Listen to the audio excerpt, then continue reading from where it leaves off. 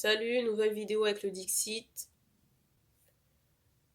Comme d'habitude, les énergies ne sont pas interchangeables, la guidance ne pourra pas parler à tout le monde non plus. Les cartes serviront de support à la canalisation.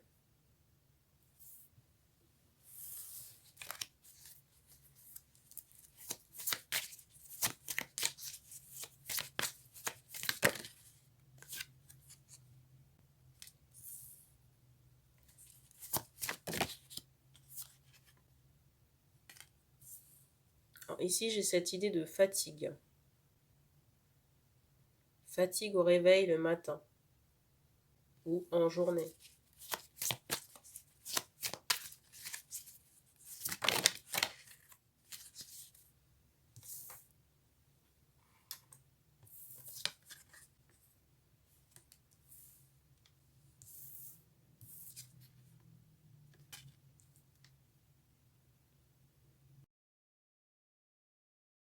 Peut-être que cette fatigue va durer encore un moment. On me montre jusqu'à 2 semaines. Jusqu'à 2 semaines avant de pouvoir sortir en extérieur ou faire du sport. On me montre que cette fatigue va durer jusqu'à 2 semaines. Et il se peut aussi que votre transit soit bouleversé sur la période. Donc jusqu'à 2 semaines avant de retrouver une activité dynamique. Vous voyez, par rapport au fait de courir. Courir ou sortir en extérieur.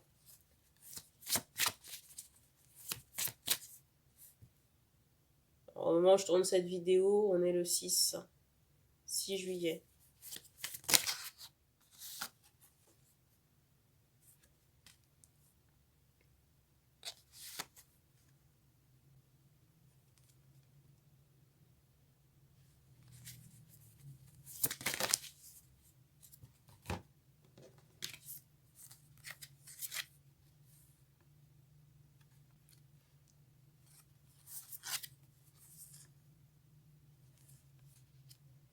Alors, j'ai cette idée de séparation entre deux personnes.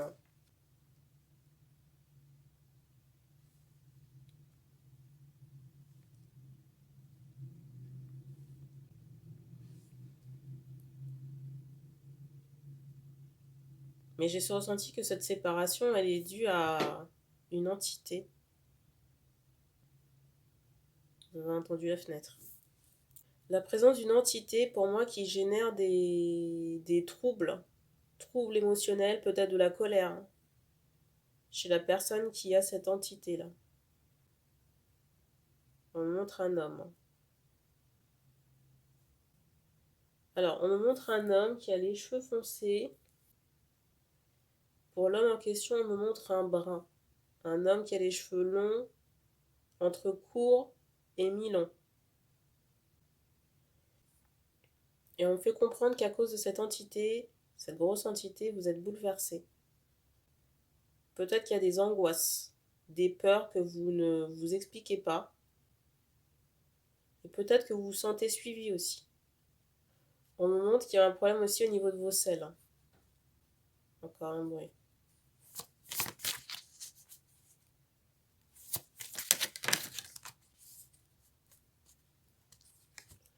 Je ressens qu'il y a,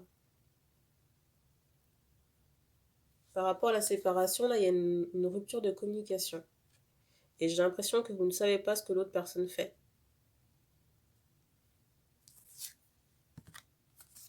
Et c'est comme si on s'était aperçu du potentiel de la personne une fois qu'on n'est plus avec.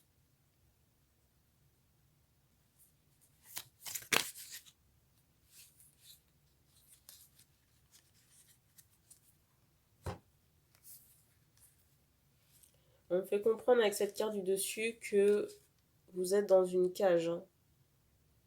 Que par vos croyances ou peut-être votre environnement, on me montre que par vos croyances ou votre environnement, vous êtes dans une cage.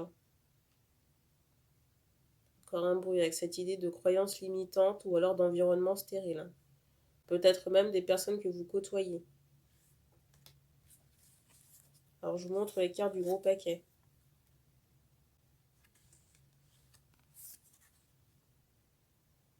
On vous dit aussi qu'il faut nettoyer votre maison. Nettoyez votre maison, l'enfumer avec de la sauge. Parce que, énergétiquement parlant, votre maison n'est pas propre. Et j'ai ce ressenti que vous ne vous sentez pas bien chez vous non plus. On me redonne encore cette idée que vous vous sentez espionné. Ça peut être chez vous ou en extérieur, que vous vous sentez accompagné, mais c'est pas une bonne présence. Parce qu'on me redonne encore cette idée d'entité parasite qui vous espionne et qui vous suit partout où vous allez.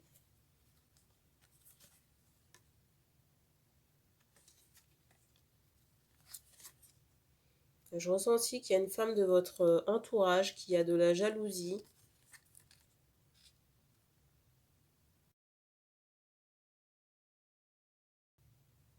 Je ressens que dans votre entourage, il y a une femme qui est jalouse de la personne avec qui vous êtes séparés. Une femme brune. Une femme brune dont vous êtes séparés.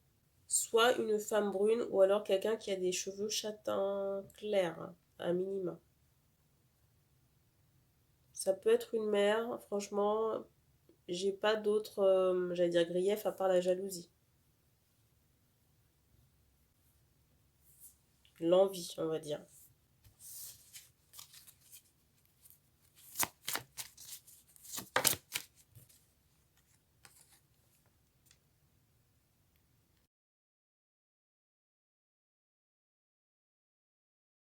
Quand je vous ai montré les cartes tout à l'heure, quand je vous ai montré la carte du dessus tout à l'heure, cette carte-là que je viens de poser, c'était celle qui était juste en dessous. La carte du dessus.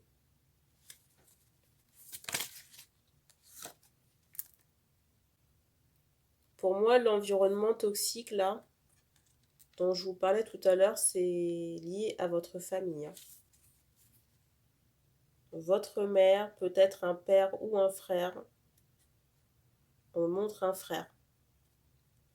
On montre un frère avec cette idée d'alcool. Vous voyez que vous pourriez boire de l'alcool avec ce frère et que ça vous enchaîne à des énergies toxiques. Vous voyez, ça vous enchaîne dans votre comportement à faire n'importe quoi.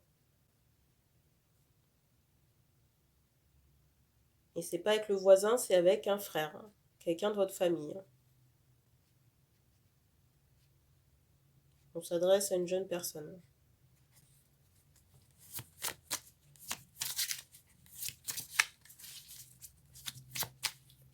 On s'adresse à un petit dernier.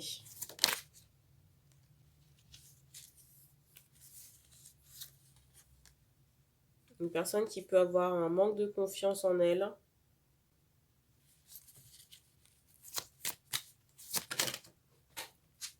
Pour moi, cet homme ici peut avoir un manque de confiance en lui, mais pour moi, c'est lié à un environnement toxique. Au niveau de la famille. La carte qui est tombée.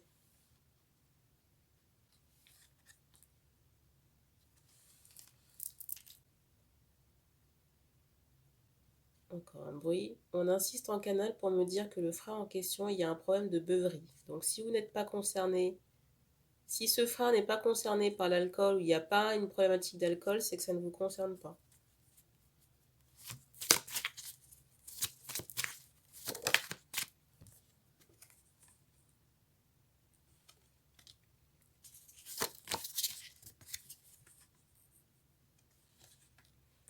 J'ai des hommes ici qui se posent des questions existentielles sur la vie. J'ai des hommes ici qui se posent des questions par rapport à leur histoire de famille. Vous voyez, peut-être un karma transgénérationnel, savoir ce que la famille a bien pu faire. Je ressens cet homme vraiment contrarié. On ne me donne pas d'informations concernant votre transgénérationnel. On ne me donne pas d'informations concernant votre transgénérationnel, vos énergies ancestrales. Ça ne veut pas dire qu'elles n'existent pas. Mais on me fait comprendre que la priorité, ici, les choses, on va dire, qui peuvent vous gêner, ce sont les entités qui sont responsables de ce tumulte, on va dire, émotionnel, le fait que vous vous sentiez suivi ou pas seul, surtout en extérieur, votre maison qui n'est pas nettoyée énergétiquement parlant, et votre famille, avec votre mère qui peut être intrusive ou mauvaise, ou les deux, dans cette forme de jalousie aussi par rapport à des femmes que vous pouvez côtoyer sur le plan sentimental, amical, et un frère avec qui il y a des problèmes de beuverie, qui fait ressortir le négatif chez vous. Vous voyez, on me montre que l'alcool a un effet très négatif sur votre personne.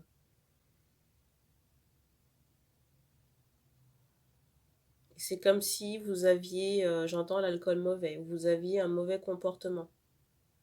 Ou alors des actes, on va dire, déplacés. Donc peut-être, vous voyez, cette idée de pitre.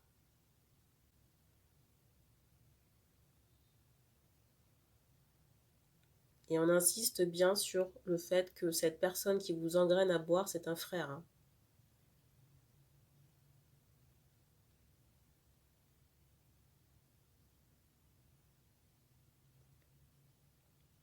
Et non, dans une famille, on n'a pas que des liens positifs.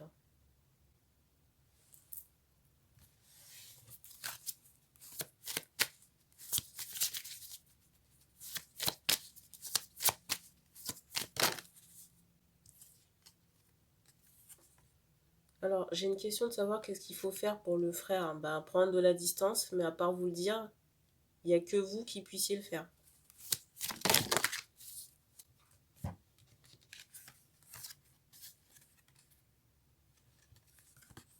Vous avez des libérations transgénérationnelles à faire.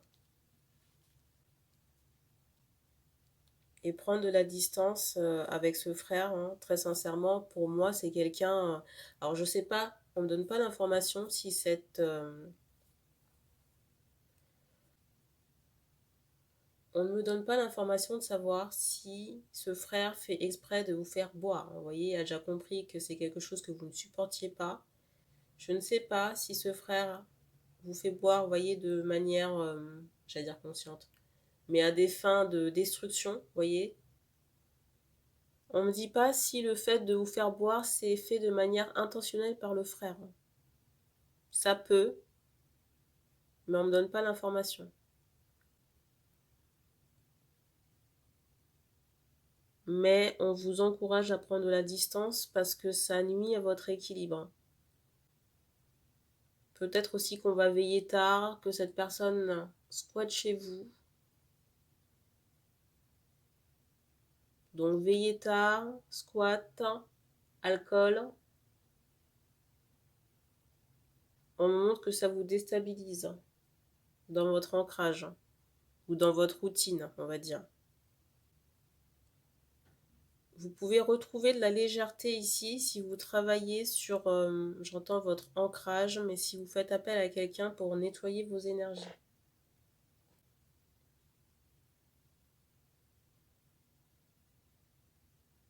On montre quand même que vous avez par moments des... comment on appelle ça?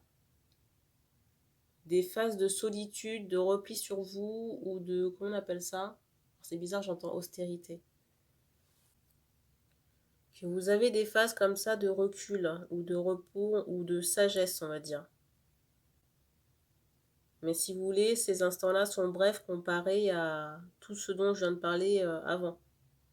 J'ai une question de savoir ici, vous voyez, comme une peur, de savoir si les hommes, si le fait que les hommes fassent le nettoyage aura des retours, vous voyez, pour les proches. Bah écoutez, si les proches ont des choses à se reprocher, il y aura des retours. Mais j'ai envie d'attirer votre attention sur le fait que les retours, ça n'est pas seulement de la magie ou de la manipulation d'énergie. Les retours, c'est des pensées négatives, vous voyez, de la manipulation, de la ruse envers une autre personne qui n'est pas dans ce même état d'esprit, par exemple. Ça peut être des mensonges à outrance. Vous voyez, ça peut être des choses qui sont... Le karma, vous voyez, c'est aussi les actes, vous voyez. C'est aussi les actes de la vie de tous les jours, on va dire. Et c'est pas juste quelque chose qui est lié à de la magie ou de la manipulation d'énergie, hein. Je vais vous prendre un exemple. Vous êtes au boulot et vous avez un collègue qui passe le plus clair de son temps à cracher sur vous auprès des autres collègues. Il arrivera un moment donné où l'univers va remettre cette personne à sa place. Voilà. Ça passera par diverses formes, on va dire. Après, l'univers est toujours inventif, hein, en ce qui concerne le karma. Si votre histoire familiale vous turlupine, vous pouvez toujours aller voir quelqu'un.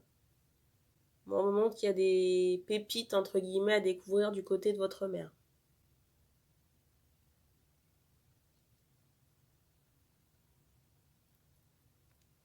Alors, à la suite de ce ménage ou de ce nettoyage, il est possible, pour les personnes qui se donnent les moyens de le faire, pour les personnes qui se donneront les moyens de faire ce nettoyage, je ressens qu'il y a un déménagement ou un changement de région, peut-être même de pays. On ira s'installer ailleurs. Mais c'est sous réserve que les personnes fassent le nécessaire.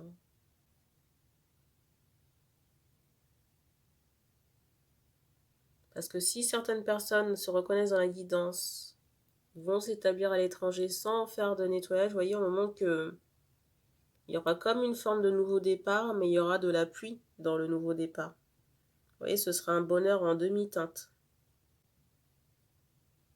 Parce qu'il y aura toujours des énergies négatives ou nécrosantes dans le décor. On a terminé pour ce message, donc merci.